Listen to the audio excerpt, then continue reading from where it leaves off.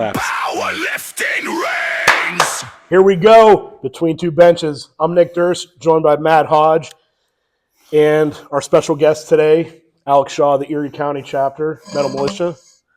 Hello. So we're still working out some of the technical issues. So we brought out our Festivus pole. So they're going to share a mic here today, I think. So, Yep. You know, kind of a anabolic Bob Barker style mic. You know, like, we couldn't find the skinny one. We couldn't find the skinny Bob Barker mic, so we'll do this instead. This will work. Anyways, today we're talking about equipped powerlifting and the differences with Raw and, you know, kind of how we all got into it. So with that, Alex, you want to kick us off here? Tell us a little bit about yourself or your chapter. Yeah. So I started, I've been lifting, since I was 14. Started hitting 400 Raw pretty regularly, like by myself in the gym.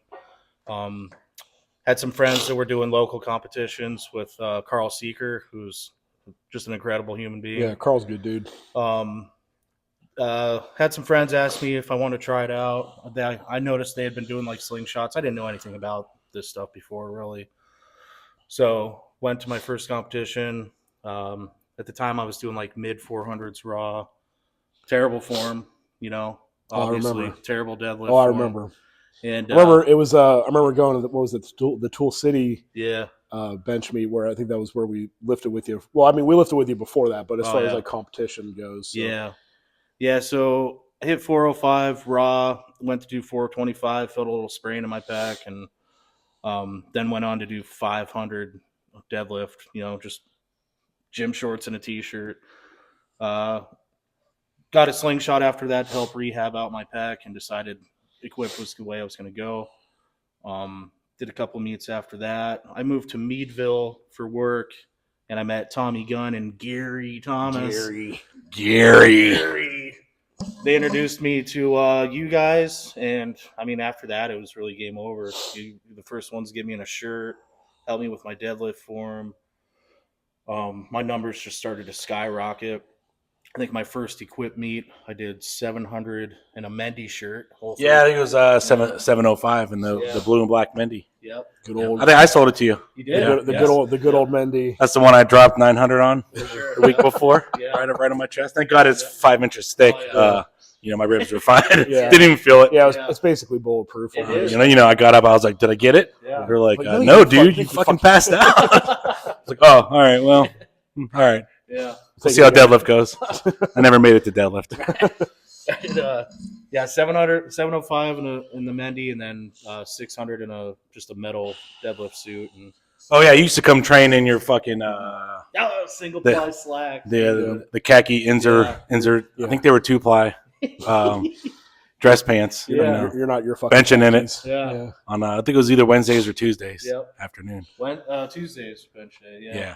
So maybe we should back up a little bit, or Matt, you could kind of talk about the differences, like just in equipment. Like when we say equipped lifting, you want to kind of level set people, like, so when you're Raw, a lot of people wear, they wrist wraps, they might wear a belt. Yeah. When you're competing, you have to wear a singlet, obviously, but it's really just wrist wraps and a belt, Yep. But so go through maybe a couple different things for equipped lifting, like as far as like, what do we mean by equipped lifting? Like what's considered equipped lifting? Or geared lifting? Oh yeah. For bench, we use bench shirts. There's a couple different kinds. We got these are like the newer age ones. They're rubber. They're like a wrist wrap. Band shirts. Bandy Yeah, shirt, the boing boings. A lot of people don't like them, but I love them The because forklift. Yeah, Throw that down. so we got the Battle Ready. Then we the got battle ready. We got the F8. F8's as well. huge. We got big ones of those. So these are the two big dogs. But there's a lot of other ones. Inzer makes a few.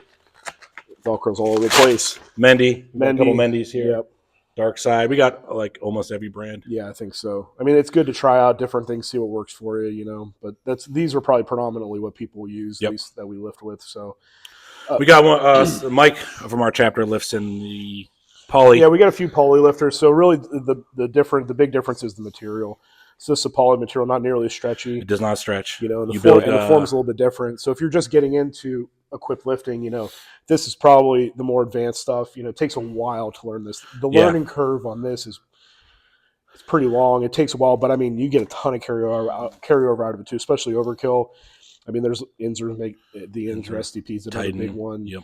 Titan, but it takes a while to break in, and if you're transitioning from raw to equipped, the band shirts, and you mentioned like slingshots and stuff like that. That's kind of where the band material started, was with Mark Bell was one of the early ones. I think there were other people. Oh, Bench Daddy, yeah, Bench Daddy. There were other people, but it's really a difference in material. You got the poly material, and then you got the band, the more rubberized band material. Well, but the good thing about that is your form as a raw lifter, it's much easier to transition because you could bench more like how you do raw, I think. with the band shirts, yeah. I mean, it's definitely its own thing, right? But I think that it's a much easier learning curve going into the band. So Yeah, I started in the band. I didn't start. Most people, older lifters, start in the poly. Yeah. And that's a whole different technique, like between raw and yeah, and the and shirt. then you got different layers. You got 'Cause, like, single ply, multiply. There's a big, unlimited. always using the fucking shirt, he's Yeah. cheating. I'm like, it's different. I never compare my numbers when I post videos or when I compete. Or I never compare my numbers to anybody raw because it's a way different technique. And when I bench raw on a shirt, my raw is way different from my shirt.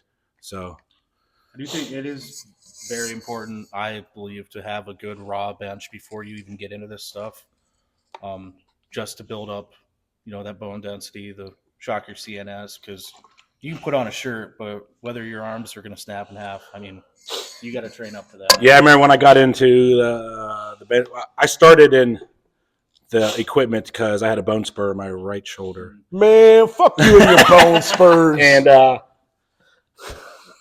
I couldn't bench more than 225 without it fucking excruciating pain. And I threw one of the, I think it was the Widowmaker or whatever, on, and I'm like, holy shit, this doesn't hurt. Like, it feels good. So I just kept benching with that just because I didn't want to get surgery at that time. And then, I still want to bench heavy. So I just used that for a while. Got it. And then I finally got a shirt. I think it was the first gen, the Scorpion, the real stretchy one. But got into that. I think I benched like 700 or something. And, was like pain free. It was like, all right, well, I guess I'll just do this for a while. And then the bone spur got worse and started affecting my work and my day to day life. So yeah, I mean, eventually I got it had to fixed. get surgery on it, and I had to do the same thing. I had both my shoulders done. Yeah. For that same thing. Even now, I'm battling some inflammation in my left shoulder. It's funny though, because like the equipment, I think, does protect you in certain regards. It definitely, in the long run, it does beat you up a little bit, but I think it does help you get through some injuries, or kind of covers up some, injury or lagging, issues you might have. But that compression, especially, a lot of people stop benching because their shoulders get all fucked up. It does keep your shoulder locked into place nice and tight. So, Yeah. I mean, it helps at the bottom of the lift, but when you lock it out, you're still carrying that whole weight, like you said, if you're not strong enough, it's going to fucking snap you in half. So you got to be careful. But, it's a different strength curve than like when you're lifting raw. Like the technique is a lot different too, Sure. but you pick that up as you go, like everybody else. I which remember is a big reason why we train as a group too, because kind of help each other out. So Cole Dwork told me that you gotta take your time. You're gonna bust you gotta let your tendons catch up to holding that massive weight. And I think at that time I'd bench 700 and it was like a 60-40 chance I'd get it. It's either I get it or I dump it, and then my forearm started hurting, so I backed it off and really took my time, just reps and reps and reps, building the bone up. And I think, what was it? I got that. It was that 4-ply Mendy. oh yeah, It was the first time ever holding 1,000 in my hands. That was wild. It still wouldn't touch. I think 1,000. I think we went up to 1,100, and I felt my forearm bend, and I'm like, "That's a fucking weird feeling." When your bone bends, that's a weird feeling. Oh. So I backed off there and started over, and just kind of bulletproofed my bones, and haven't really had too many injuries, knock on wood. But dude, this cotton candy flavor is fucking killing me. I haven't tried it in a while, but man, it's good. Shit's good. It's legit. Goon power. Yeah, the tendon thing is something, and that's something we preach to a lot of the younger lifters too that come out. Everyone wants to just ramp up the weight, and it's like, you're packing on muscle. It's great, it's awesome, but you gotta do it long enough and consistent enough to get your tendons and even your bones to carry, because your tendons take a lot longer to grow than your muscle, and your bone takes even longer than that. And that's why, like, you know, sometimes I know some of the younger guys get frustrated because we tell them to back down a little bit. Oh, or whatever, yeah. but it's like, you know, if you break your forearm or you do something stupid, Then you're out for a for while. months. You're out for months, and then you got to rebuild yourself. So it's you got to be careful too. Especially, and that's another thing with the poly shirt, you have more time in it to sort of get that tendon strength. Whereas the band shirts, you could put on a lot of weight Mhm. pretty quickly, and you do have to be careful with that. So that's where it's, you know, key to have someone, I think, more experienced than you try to kind of coach you through that, or at least, you know, not let you do anything too stupid, yeah, which does happen. Yeah. So.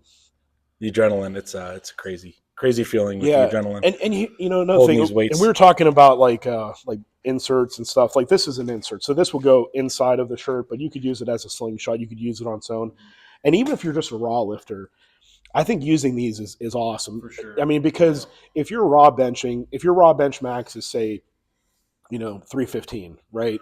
You put on one of these, you could, you know, once you get used to it, you could put on another 50 pounds.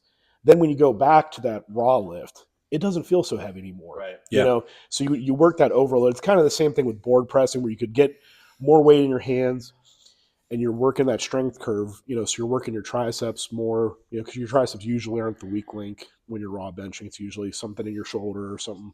I mean, everybody's different, but I think getting used to handling that heavier weight is key to even driving up your raw bench. I know. What was it? I think last summer, the beginning of last summer, I did like 4 weeks of just insert work only, which was, you know, 600 maybe. I was benching like 485, probably 500, and you know, raw. And then I did a couple weeks of that. I think a couple weeks later, I smoked 525, 530 raw, and that was without training anything, you know, really Yeah. raw. So you're still building like the raw horsepower if Yeah. you're in the if you find that right like weight range. Yeah, you're it's still pushing through, even yeah, though you're still getting the that shirt's helping. But yeah, you're still getting that compensatory, you know, sort of thing, and building your muscles, and especially building at the your form. top, that's Yeah. all. That's all you. Yeah. So I think that's something to talk about. I mean, you're not putting the shirt on and then adding weight to see what it can do. You want to use the least amount of equipment to do the most amount of weight that you can, and then add, not just put on a 4-ply and fucking send it. That's Yeah, I how think people get hurt. when I did my 1055 was only a 3-ply. I've never got 4-ply to work. It's just No. too much. No, I mean, if that's the case, I mean, get bigger or get a tighter shirt. I mean, adding another ply is not always going to be the answer. Right. You need to get stronger. You need to fix your form. Something. Yeah, and that was something you mentioned earlier, is just building the raw horsepower. I mean, both you guys said it, but I think that's worth repeating again. It's like, you got to have that raw horsepower to make the shirt work, you know, because like, you don't want to be like, oh yeah, I have a 250 bench and I put a 3-ply insert on, and then you almost die. Yeah. You know, it's like, Seen it. yeah, right. But I mean, you know, like a lot of this, like cars and stuff too. It's like, you know, throwing a 500 shot of NOS on a fucking, you know, Honda Civic engine that's not built for it. You know, it's like you got to build like that raw horsepower, and then add, you know, the little extra stuff to get through it. So I don't know.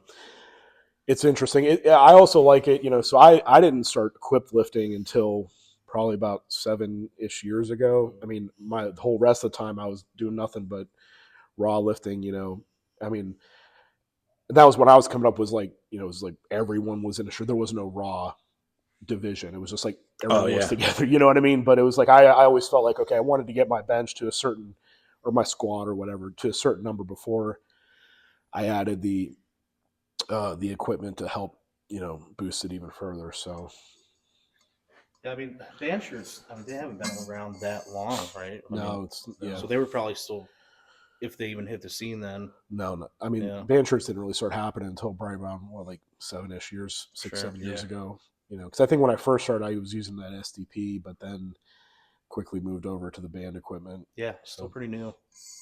So a Yeah, lot of good you were stuff. getting some radical elbow pain with that. Yeah, elbows. Yeah, I mean, that's the poly shirts do beat you up a lot more, I think. And then you used to see a lot of more like people like with pec tears and shit like that, and with the poly, especially the single ply, you know, versus the multi-ply like poly stuff. Yeah. But you know, it's part of the game too.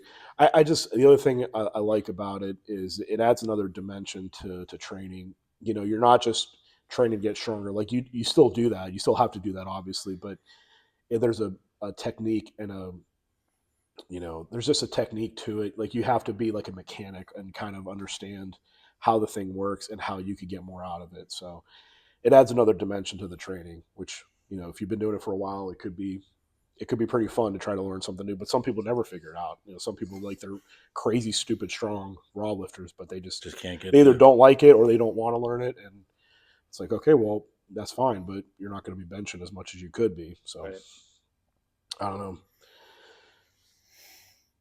But if you do want to try your best at getting into the equipped life, you know, we got a lot of meets coming up. You're doing one in a few weeks, I think. Yeah, 3 weeks out, Nationals. And then Meltdown.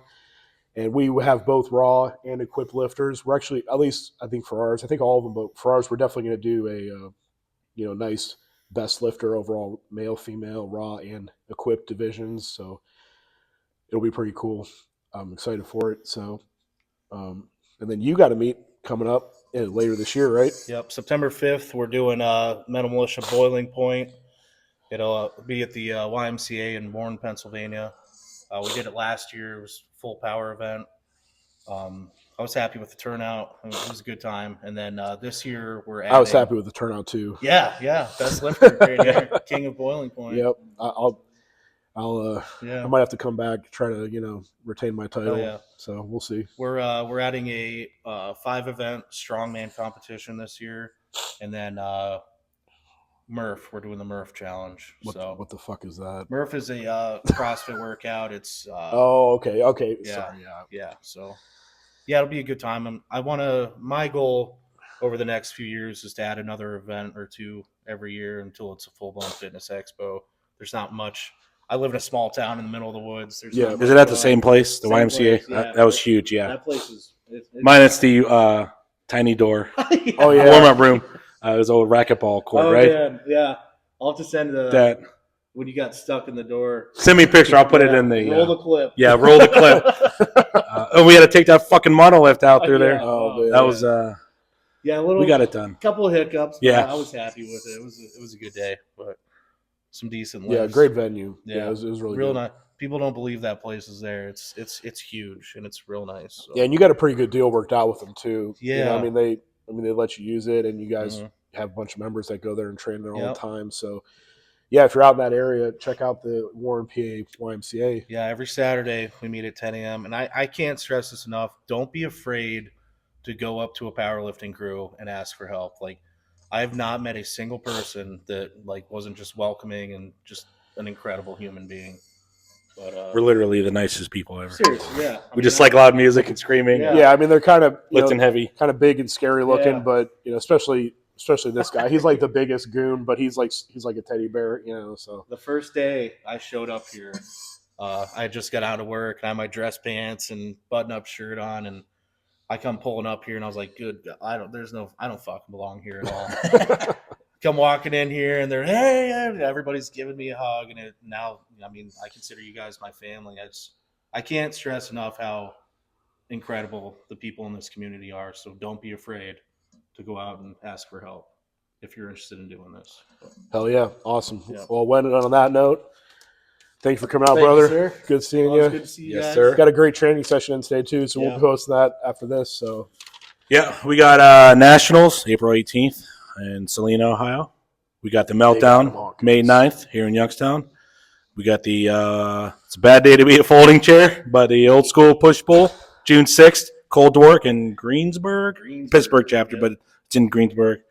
Looking forward to that one because he's got them fucking brick fire pizzas. oh yeah, Oh my god! I must have had like 15 of them bad boys. I think they actually sold out 8. I had the last 7 to myself. That's where I benched my first 1,000. yep. That's 5 pounds over Adam Hawkins. But Chipped them. just had to chip him a little bit. Chipped them.